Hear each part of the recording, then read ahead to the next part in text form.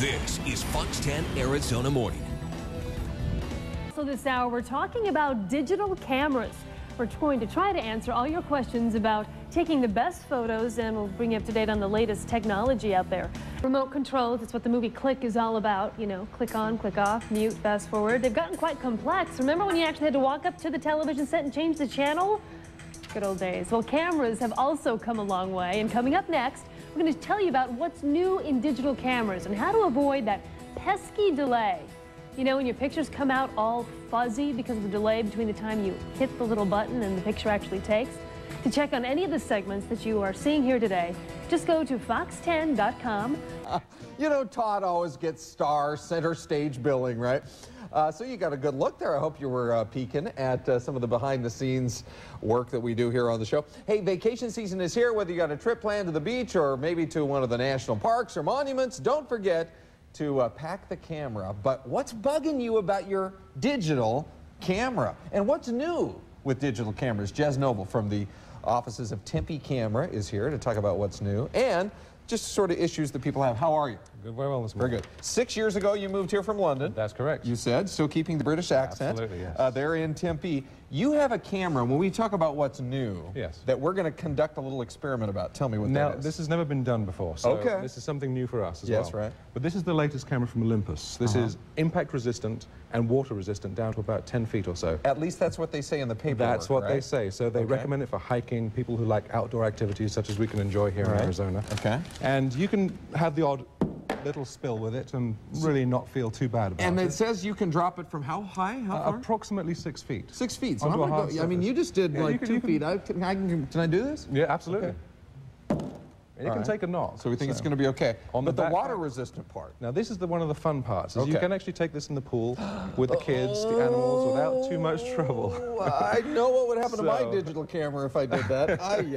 Okay, Usually so we're going to come back to that here in about 3 minutes. We're going to leave that for a little while now. What else is new here? You brought a lot in. Well, we have mostly the 6-megapixel point-and-shoot cameras.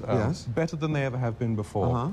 Especially, they seem to be improving the size of the screens now. I mean, this is like the very small little screens. Can you turn that one on? Absolutely, yeah. And the delays that were associated with some of these cameras were, you know, quite impressive. Yeah, so the bigger screen. Compact. Okay, this is 6 megapixels. 6 megapixels. Go ahead and point and shoot. Snap a picture of Todd We can do that. There he is. Look at that. Marvelous. Good. And there he is. And here you are, buddy. Well, that's you again. Oh, yeah. Well, whatever we got to do to get it on there. Absolutely. But, so this would run about how much? This is round about the $299 mark. That's kind of the price point, isn't it? Yeah, they're around about the $300-400, most of these cameras. What about some of these others? Right, we have, moving along into it's the cheaper end. Casio got into the camera market quite early on. Yes. Very good with consumer electronics, affordable. They have minimal buttons on it, because most of us don't like to push buttons and read menus, so they make it as simple as possible. How many megapixels on this? This is also a 6-megapixel camera. And it's still got a pretty big screen. It does. It has a great big screen on it, so you can see very easily what you're doing. And how much for that? This is about a $299 camera also. Okay. Very simple to operate. I actually took them home last night. My wife, who is not into gadgets at all, said, I actually like that camera. That's rather a nice piece of Now, you brought the big fancy ones We here. did, We should mention that. Moving away from the lower-end cameras, if you're starting to get into professional photography, maybe you want to look at something like this. Something like this runs you about $800 to $900 or so for the body. Has interchangeable lenses, so you can use the full range of lenses, both consumer and professional. And gives you access to that whole world of professional I should just mention, you brought some pictures in here, and we don't have a lot of time, but I do want to show them. This was shot on a 6-megapixel camera, correct. This is a very modest digital camera. And you actually printed this at your office there? We do. In our lab, we have a professional lab there, which does make a difference if you take your point-and-shoot cameras to professional labs. I wish we were on HD right now, high-definition TV, so you could see the beauty. This is just the cleanness, the crispness. This was taken with a 12-megapixel camera. Yes. So you got to invest a little bit to go with that. Yes. All right, we're going to come back to this camera, but since we only have a little under a minute left, let me just ask you some of the concerns I hear people talk about. For example, batteries go too quickly. Yes, they do. Yes. What do you, that has been a problem in the past.